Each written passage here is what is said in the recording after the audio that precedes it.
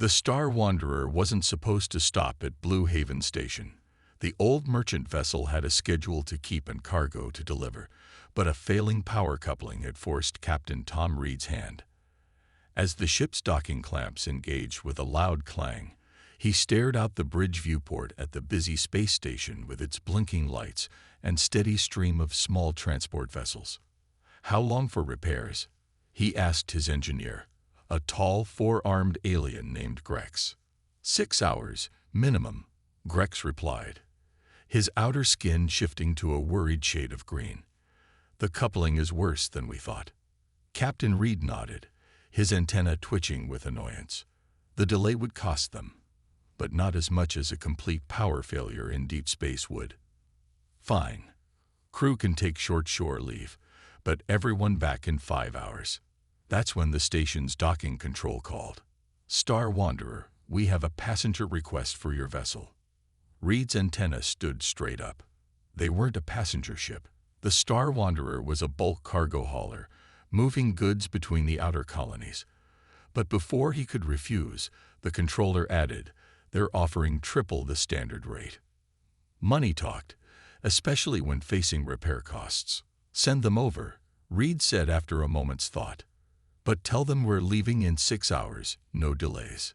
The passenger arrived exactly 1 hour later. The airlock cycled, and Reed's first officer, a crystalline being called Pix, led the newcomer to the bridge. The captain's antenna drooped slightly when he saw what walked in. A human. Of all the species in the galaxy, it had to be a human. The human male stood just under 2 meters tall, with short brown hair and alert eyes that seemed to take in everything at once. He wore simple gray travel clothes and carried a single bag over his shoulder. His movements were smooth and controlled, suggesting either military training or martial arts experience. Both options made Reed nervous. "Jack Morris," the human said with a slight smile, extending his hand in what Reed knew was a traditional Earth greeting. "Thanks for accepting my passage request." Reed touched his antenna to the human's hand instead of trying to shake it. His own arms were too different for that gesture. "Captain Tom Reed. This is a cargo ship, Mr. Morris. We don't have fancy passenger cabins." "That's fine," Jack replied, still smiling. "I've slept in worse places." Something about how he said that made Reed's skin ripple with unease. Humans were known throughout the galaxy as survivors, warriors, and occasional berserkers. They came from a death world with high gravity, extreme weather, and countless predators. Evolution had turned them into one of the most durable and adaptable species in known space. They were also known for attracting trouble. "Tex will show you to an empty crew quarter," Reed said. "We leave in 5 hours. If you're not aboard, we leave without you." Jack nodded, but his attention had shifted to the navigation displays. His eyes moved methodically over the planned route, and Reed could have sworn he saw the human's expression tighten slightly when he noticed their course through the void, a notorious sector of space. The crew tried to act normal as Jack settled in, but Reed noticed how they watched the human when they thought he wasn't looking. The way he moved, always balanced, always aware. The way he asked casual but specific questions about the ship's layout and systems. The way he spent his first 2 hours aboard walking every corridor, supposedly stretching his legs. 4 hours into their stop, as the repair work was finishing up, the ship's long-range sensors picked up something odd. 3 ships, running dark, their energy signatures masked but not quite invisible to the Star Wanderer's sensitive equipment. "Probably nothing," Grex said, but his skin had shifted to the pale yellow of concern. Reed found Jack in the mess hall, sitting alone, reading something on a small datapad. The human looked up as he approached, and Reed's antenna twitched again at the knowing look in those alert eyes. "Everything okay, Captain?" Jack asked quietly. "Fine," Reed replied, wondering why he'd even come to find the human. "Just making sure you're settled in." Jack nodded, then said, "You know, Captain, if you're worried about those 3 ships running dark about 6 light minutes out, don't be. Not yet, anyway. They're too far to catch us if we leave on schedule." Reed stared at him. He hadn't mentioned the sensor readings to anyone except Grex. "How did you?" "I've had some experience with pirates," Jack said simply, turning back to his datapad. "They like to lurk near stations, watching for ships heading into the void. But they won't hit us here. Too many witnesses." Reed left the mess hall quickly, his antenna fully extended in alarm. He had a feeling the next few days were going to be very interesting. And not in a good way. The Star Wanderer had been traveling through the void for 16 hours when the attack came. They had almost started to believe they'd escaped notice. Almost. 3 ships dropping out of faster-than-light travel. Pex's crystalline form flashed with alarm colors, same energy signatures as the ones we detected at the station. Captain Reed's antenna went rigid as the tactical display lit up. The pirates had positioned themselves perfectly. 1 ship above, 1 below, and 1 directly ahead of the Star Wanderer. There was nowhere to run. "Standard surrender protocols?" Grex asked, his green skin turning almost white with fear. Like most merchant crews, they were trained to give up without a fight. Cargo could be replaced. Lives couldn't. Before Reed could answer, Jack Morris walked onto the bridge. The human moved with the same controlled grace as always. But something had changed. His eyes were different, harder, focused. A predator's eyes. "Captain," Jack said calmly, "I need to tell you something before you make your decision. We're about to be boarded by pirates." Reed snapped. "This isn't the time for."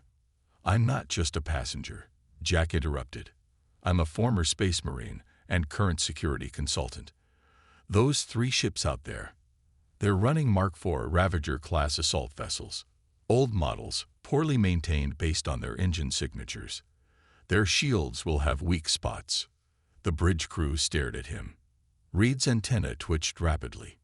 "You knew this would happen." "I suspected," Jack admitted. "These pirates have hit 6 ships in the past month. They're getting bold, but they're not very good at their job." He pointed to the tactical display. "Look at their formation.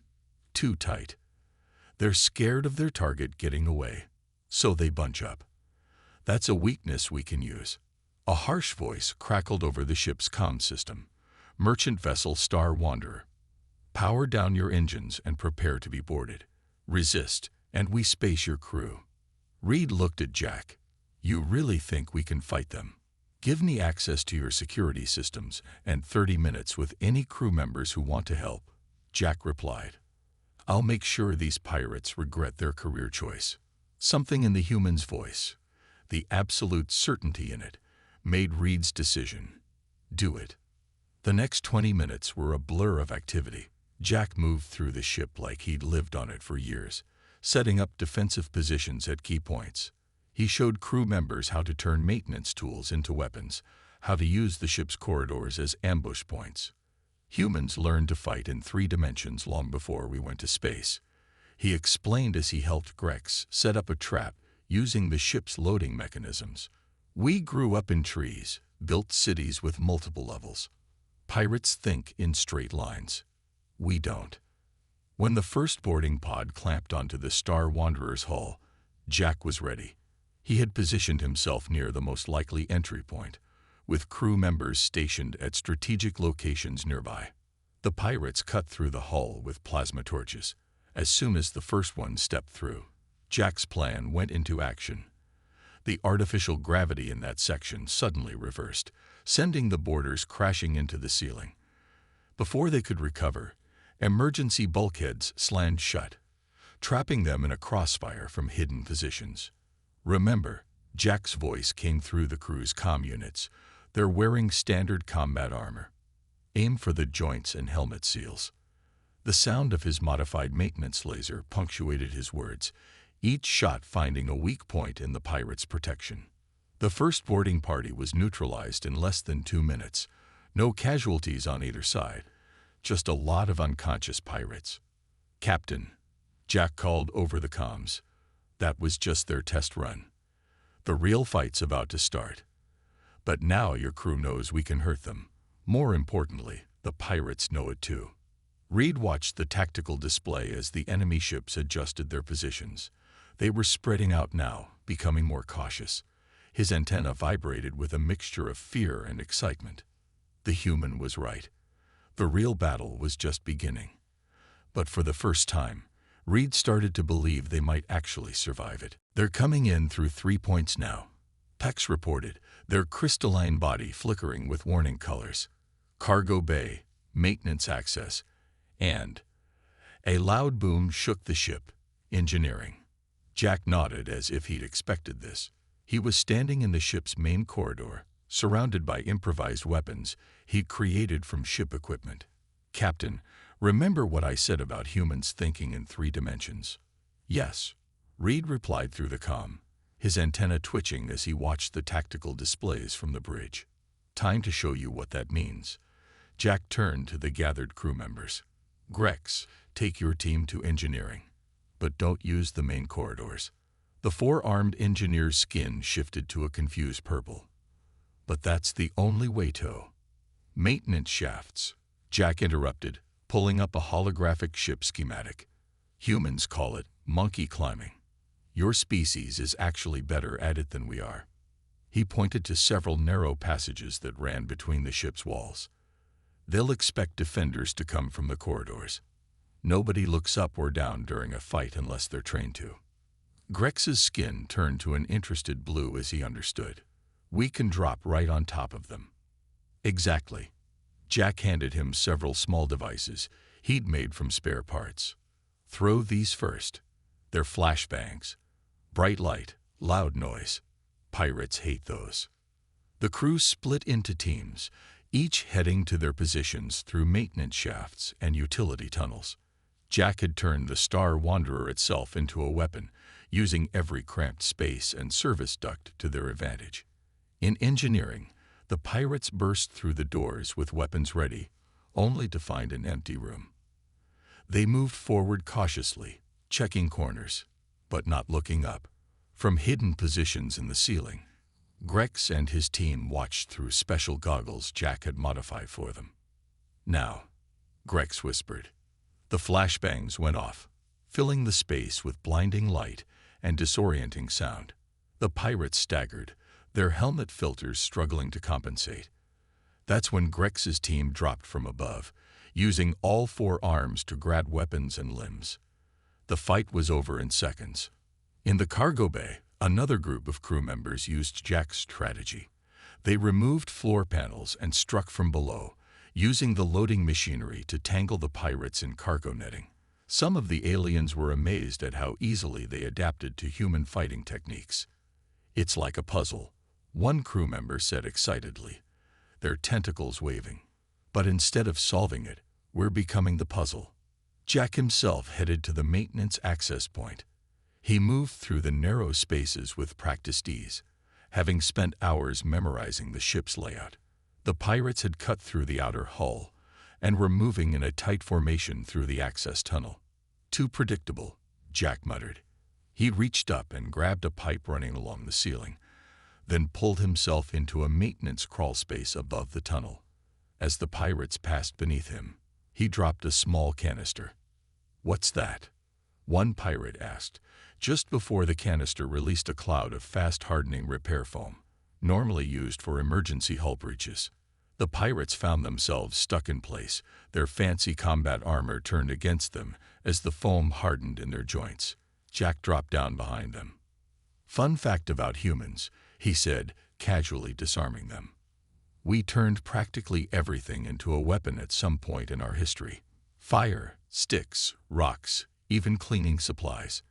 Makes us very creative in a fight." From the bridge, Reed watched in amazement as all 3 boarding parties were defeated with minimal violence and no serious injuries. His antenna stood straight up with pride as he realized something. His crew wasn't just surviving, they were winning. "Status report," he called over the comm. "Engineering secured," Grex reported, his skin a victorious shade of gold.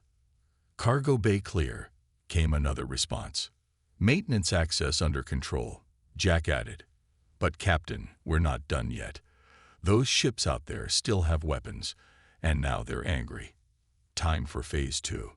Reed's antenna twitched. Phase 2. Oh yes, Jack said, and they could hear the smile in his voice. Now we show them why picking a fight with a ship that has a human aboard was their biggest mistake. A violent explosion rocked the Star Wanderer, making the hull groan. Warning lights flashed across every display on the bridge. They're targeting our engines, Tex announced, their crystalline form pulsing with urgent colors. 2 more hits like that, and we'll lose faster than light capability. Captain Reed's antenna drooped with worry. They had won the boarding action, but the pirate ships were still out there, and they were done playing nice. Another blast hit the ship, closer to the engines this time. "Where's Jack?" Reed demanded over the ship's comm system. "On my way to the engine room," Jack's voice came back, surprisingly calm despite the situation. "Captain, remember how I said your crew was better at climbing than humans? Time to prove it. I need every able crew member to meet me at engineering. And bring those repair foam canisters." The crew rushed to respond, moving through the maintenance tunnels as Jack had taught them. When they arrived at engineering, they found the human already there, studying the engine room's defensive screens. "They're trying to disable us," Jack explained, pointing to the attack pattern. "Standard pirate tactic. Trap the prey, then take it apart piece by piece." "So what do we do?" Grex asked, his skin shifting between worried green and determined blue. Jack smiled, and there was something in that smile that made even the pirates' weapons seem less frightening. "They think they know where our engines are. Let's change that." Over the next 10 minutes, Jack explained his plan. It was crazy. It was dangerous. It was exactly what a human would think of.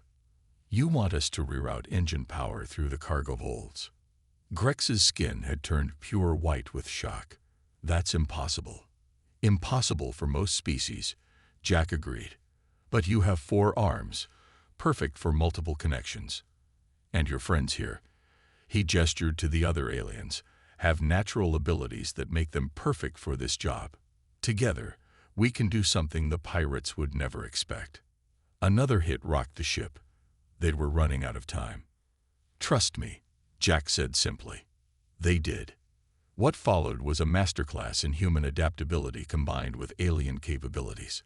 Grex's 4 arms moved in perfect coordination, rerouting power conduits. The crystalline crew members used their natural ability to channel energy, creating new paths for the engine power. The tentacled engineers squeezed into spaces too small for others, making critical connections. Jack moved among them, directing, suggesting, encouraging. He had turned the engine room into a symphony of different species working together, each doing what they did best. "Power rerouted," Grex announced finally, his skin glowing with triumph. "But the pirates are still targeting our main engine housing." "Perfect," Jack said. He opened a channel to the bridge. "Captain, cut power to the main engines. Make it look like they succeeded." Reed's antenna twitched with understanding. "Playing dead?" "Not exactly," Jack replied. "More like changing the rules. Humans are good at that too." The Star Wanderer's main engines went dark. The pirate ships moved closer, thinking they had won. That's when Jack gave the signal. Power surged through the newly created pathways, lighting up hidden engine ports in the cargo holds. The ship leaped forward with sudden acceleration, but in a way that should have been impossible. Instead of pushing straight ahead, the Star Wanderer corkscrewed through space, using the new power configuration to move in ways the pirates' targeting computers couldn't predict. "Holy stars!" One of the crew members gasped, watching the tactical display. "We're outmaneuvering ships half our size." Jack grinned. Physics is physics anywhere in the galaxy. But humans learned long ago that the rules don't always have to be used the way everyone expects. From the bridge, Reed watched in amazement as his lumbering cargo ship danced through space like a fighter, dodging weapons fire with ease. His antenna stood straight up with pride. They weren't running away anymore. Now they were hunting the hunters. "Jack," Reed called over the comm. "What's the next step?" "Now," Jack's voice was filled with the kind of excitement that only a human could feel in this situation. Now we show these pirates why they should have checked their target's passenger list more carefully. We've got them confused, Jack announced from his position in engineering. But that won't last long. Time to take the fight to them. Captain Reed's antenna twitched with surprise. Take the fight to them. We're a cargo ship. Not anymore. Jack pulled up the ship's schematics on a display screen. Right now, we're whatever we need to be. That's another human trait. Adaptability. The crew gathered around as Jack explained his plan. It was possibly the craziest thing they'd heard yet, which was saying something after the last few hours. You want to use our cargo loading arms as weapons? Grex's skin cycled through several shades of disbelief. Better, Jack replied with a grin. I want to use them to catch a pirate ship. The plan was pure human insanity. The Star Wanderer's massive cargo loading arms, usually used for moving shipping containers, would be turned outward, with their newly configured engine system providing unprecedented maneuverability. They could potentially grab one of the smaller pirate vessels. That's impossible. Tex protested, their crystalline form flickering with anxiety. The arms weren't designed for that kind of stress. Actually, one of the tentacled engineers spoke up, getting excited. With the way Jack showed us to reroute power, we could reinforce the arms with energy fields, like we did with the engines. Jack nodded approvingly. Exactly. Humans didn't become a spacefaring species by accepting impossible. We just found new ways to make things possible. The crew split into teams, each with a specific job. Some worked on reinforcing the cargo arms, others prepared the ship's defenses for close-range combat. Jack moved between groups, offering suggestions and encouragement. Remember, he told them, pirates expect their prey to run or surrender. They don't expect them to fight back, and they certainly don't expect them to attack. We have surprise on our side. The Star Wanderer wheeled through space, its strange new movement patterns keeping the pirates off balance. The three pirate ships had spread out, trying to box them in again, but they couldn't match the cargo ship's unexpected agility. Smallest ship is in position, Reed called from the bridge. Moving to intercept. The Star Wanderer suddenly changed direction, spinning on its axis in a way that should have been impossible for a ship its size. The massive cargo arms extended, their usual yellow safety paint now covered in dark coating to hide them against the backdrop of space. The pirate ship tried to evade, but Jack had chosen their target well.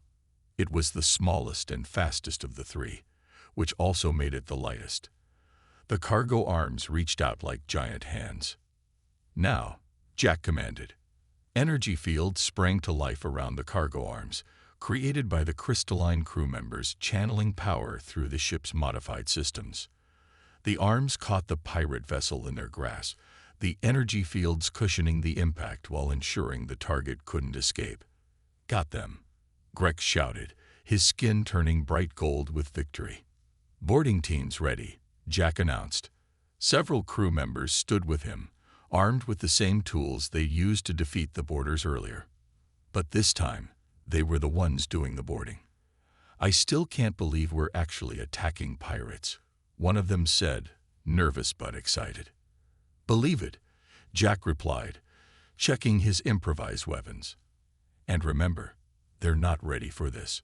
Pirates are bullies, and bullies never expect their victims to fight back. The cargo arms pulled the captured ship close to the Star Wanderer's hull.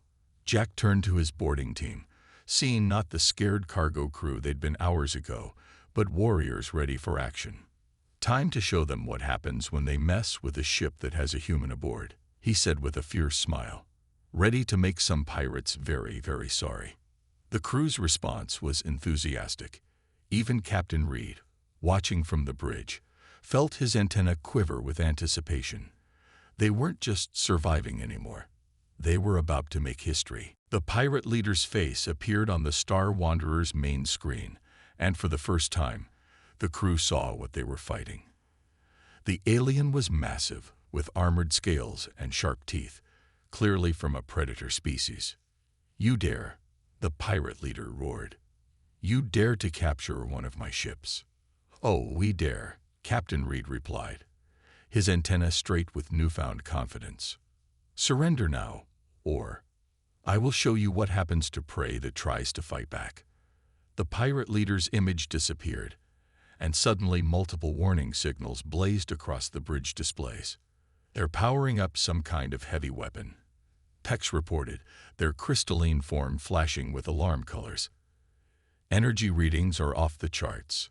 Jack's voice came over the comm from the captured pirate vessel, where he and his boarding team had just secured the bridge. "Captain, they've got a stellar burst cannon. It's illegal in most systems, designed to tear ships apart at the molecular level. Can our shields handle it?" Reed asked, though he already knew the answer. "No ship's shields can handle it," Jack replied. "But that's not the problem they should be worried about." "What do you mean?" "Remember when I said humans are good at turning things against their owners?" There was that smile in Jack's voice again. "While we were boarding this ship, I had our engineer friends look at its waste disposal system. Very interesting design." On the bridge, Grex's skin turned bright blue with sudden understanding. "The recycling tubes.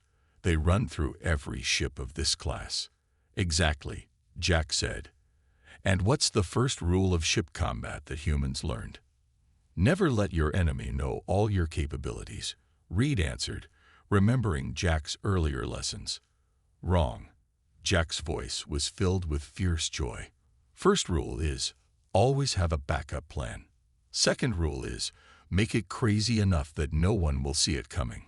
The pirate leader's ship fired its stellar burst cannon. The beam of energy lanced out toward the Star Wanderer, but at the last second, their cargo ship dropped like a stone in space, using its modified engines to pull an impossible maneuver. At the same time, Jack's team on the captured pirate vessel activated their surprise. Every waste disposal and recycling tube in the small ship was suddenly reversed, pumping their contents at high pressure toward the other pirate vessels through the maintenance links they still shared. The pirates' formation dissolved into chaos as their ships were suddenly flooded with waste material. Emergency systems kicked in, bulkheads sealed, but the damage was done. Their targeting systems were fouled, their crew distracted. "Did you just attack pirates with their own garbage?" Reed asked in disbelief. "Humans have a saying," Jack replied. "One person's trash is another person's weapon," or something like that. The Star Wanderer moved with deadly precision, its cargo arms reaching out again. But this time, instead of grabbing a ship, they pushed, sending the disoriented pirate vessels spinning away from each other, breaking their battle formation completely. "Their weapons are offline," Pix announced excitedly. "The waste material has clogged their primary systems. Open a channel," Jack commanded. When the pirate leader's face appeared again, noticeably less confident now, Jack stepped into view. "Here's what's going to happen.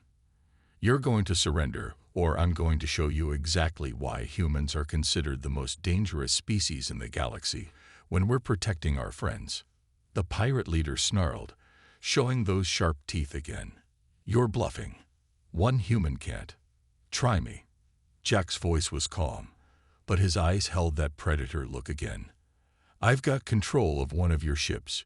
Your other vessels are blind and powerless, and I haven't even started getting creative yet. Want to see what else I can do with your waste disposal systems?" There was a long moment of silence. Then, slowly, the pirate leader's scales dulled, a sign of submission in their species. "We surrender." 3 days after the battle, the Star Wanderer docked at Central Station. News of their victory had traveled faster than their ship, and a crowd had gathered to see the cargo vessel that had captured an entire pirate fleet. Captain Reed stood proud at the airlock. His antenna high as station security took the pirate leaders into custody.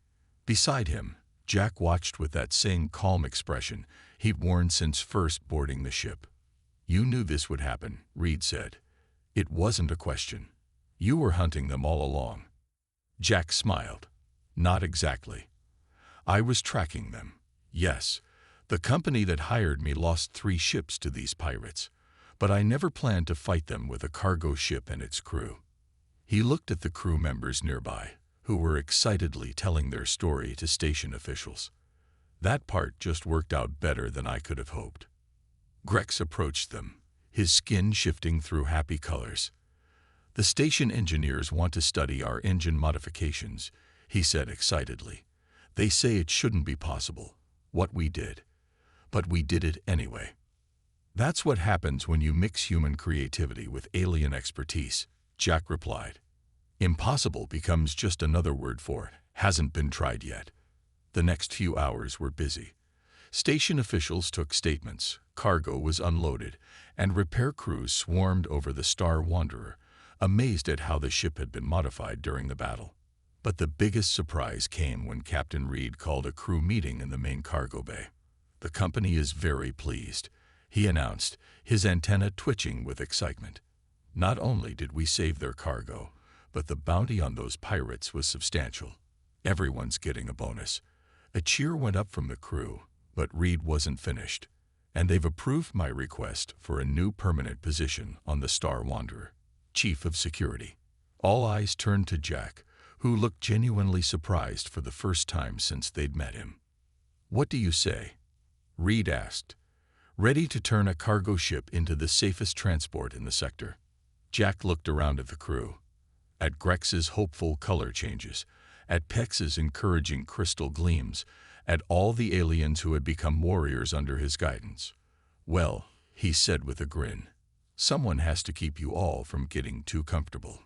The crew's celebration could be heard 3 decks away. Word spread quickly through the shipping lanes.